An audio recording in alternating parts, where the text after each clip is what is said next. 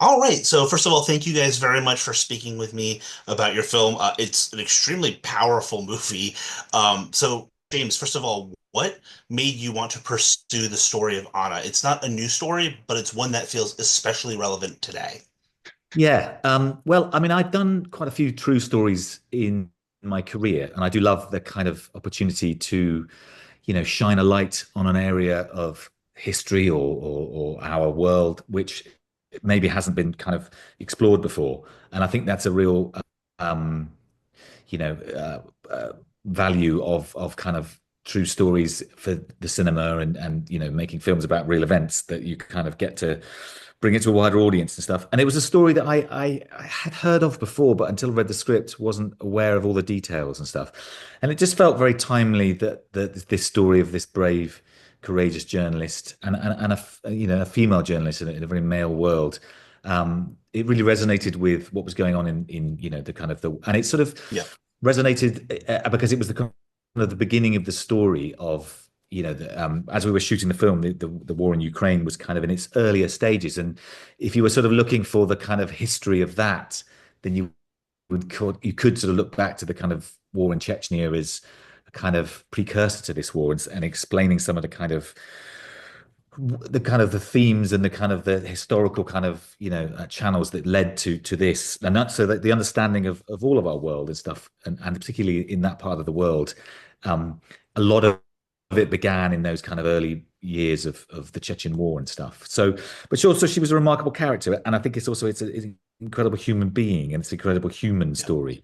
And I think to find that mix of a brilliant human story set against the backdrop of a large geopolitical event is just really fascinating. And I think it was a it was her story should be told, and people should know what she did and how much she achieved. So it was a kind of a very attractive proposition. Well, and then Mark, obviously, you serve as a producer on this film.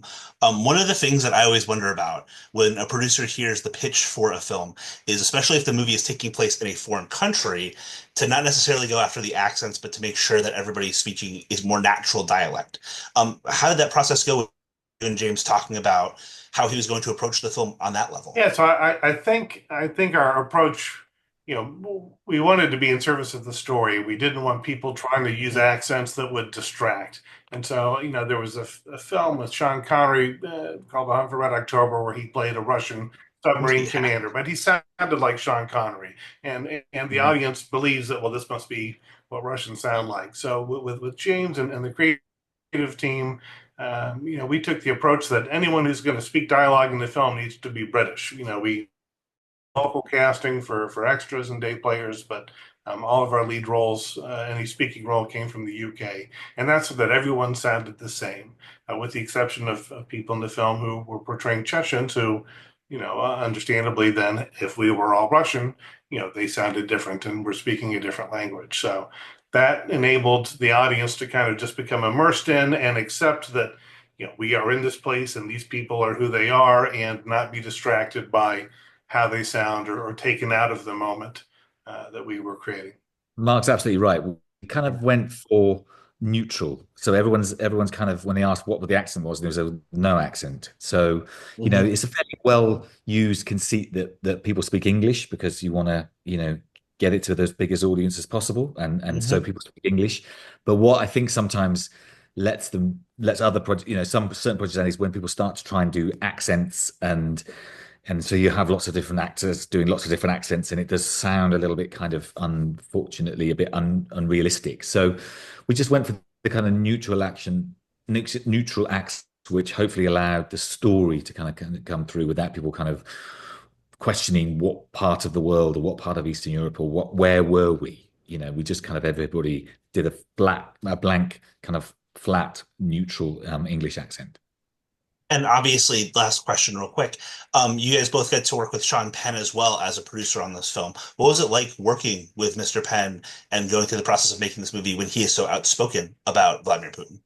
Yeah, he's been a great supporter for the story, and I think it's because of his experience. I mean, he was in Ukraine the day that Russia invaded, making his documentary with the president of the Ukraine, there's Zelensky. So, he's seen Russian aggression up close. He's seen the impact it's had on the citizens there in that country. And so, he's been a huge friend and supporter and advocate for our telling Anna's story because these themes are so universal. Anna was killed in 2006, and yet these themes of Russian aggression and suppression of the truth and persecution of journalists are as current as this week's headlines. So, this is a story that really is symbolic of these ongoing issues in the world. And again, it's not just in Eastern Europe; it's everywhere. We're dealing with similar issues involving the press and the freedom of the press and freedom of speech here in the United States. So,